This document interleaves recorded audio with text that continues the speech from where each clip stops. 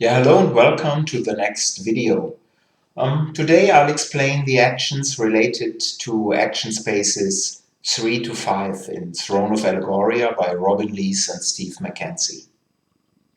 Throne of Allegoria is Spielworxx Essen 2019 release. What you'll see here is strictly prototype quality. I will explain the actions of action spaces 3 to 5 today. This is soldiers, spies and merchants. I already told you that the position on an action space determines the number of action points a player receives to conduct deploy and task actions according to this chart. Let me see if I can show you this one again. So this is a chart, and you also see it is different for 2, 3 or 4 players. And you'll find all actions on the play aid. So let me show you the play aid quickly.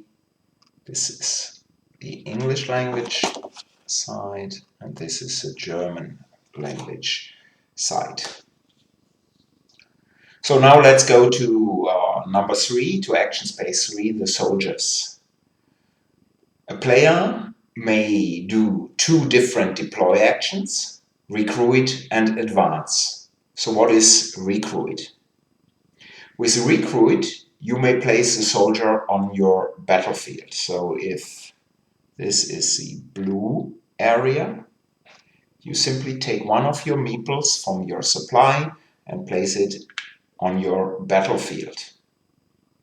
You want to do 2 recruit actions with 2 points, and you simply place another meeple on your battlefield. In addition, you may play as many soldier and joker cards as you like.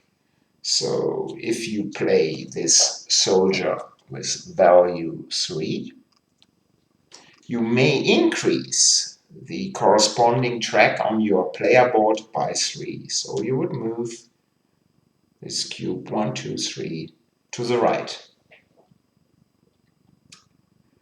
If you want to do the advance action, you may move soldiers from one battlefield to an adjacent battlefield. First, you need to go to the central battlefield. From here, you can move to all other battlefields. So over here to an opposing player, or here to another player, or here, or even back to my own battlefield. How many of your soldiers may move with one action? This is determined by the meeple on top of your player board and according to your cube position. So let's see if I can show you this. You'll see a meeple over here, and this would be number 2.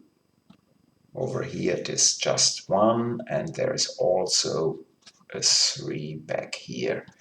So if you are in a better position on your player board, you can move more of your soldiers with a single action point. The task action of the soldiers is the attack. You may either raid if there are no soldiers of another player on the same battlefield. In a raid, you remove at least one of your soldiers back to the supply to receive 1 influence coin. You may remove more soldiers to get more influence. This is according to you. But if there are opposing soldiers on the same battlefield, you may battle. The attacker first declares the battlefield, which would be this one. Then the attacker may take 1 anarchy marker to add 1 to their die roll. I haven't explained anarchy yet. I will do this in a later video. And both players now roll their dice and add the result of their roll to the number of soldiers on the battlefield. So, and then they compare the result. So let's assume this is a blue 3 and a white 2. This is added to the number of soldiers, so it would be a blue 5 versus a white 3. Both sides have to take one soldier as casualties away. And then the winner may take the difference between the numbers as influence points. So remember, this was a 5 versus a 3 with the 2 dice. So blue may, after casualties of course, may take 2 influence. There are other options for an attack, but I will only explain this one at this time. By the way, and this is true for action spaces 3 to 7, so for all of them, a player may increase the number of action points if they are willing to move their marker on the player board to the left. And you get 1 additional action point per spot you are moving to the left. But you need to stop if you are crossing a vertical line. So let's hope you can see these lines. So this is a vertical line. So if you are crossing it from right to left, you have to stop, and crossing a line will mean that you have to take an anarchy marker. But of course, sometimes you can just use one of the action points and are not crossing a line and are not taking an anarchy marker. This is true, as I said, for all the action tracks, and I won't repeat this rule later again. The spies, so action space number 4, may do the infiltrate deploy action. You'll place a spy in your tavern.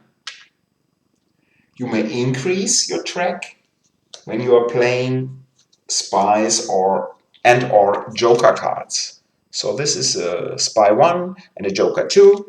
So you are increasing your strength on your town track in the spy column, in the intrigue column, by 3. This is the same as for soldiers.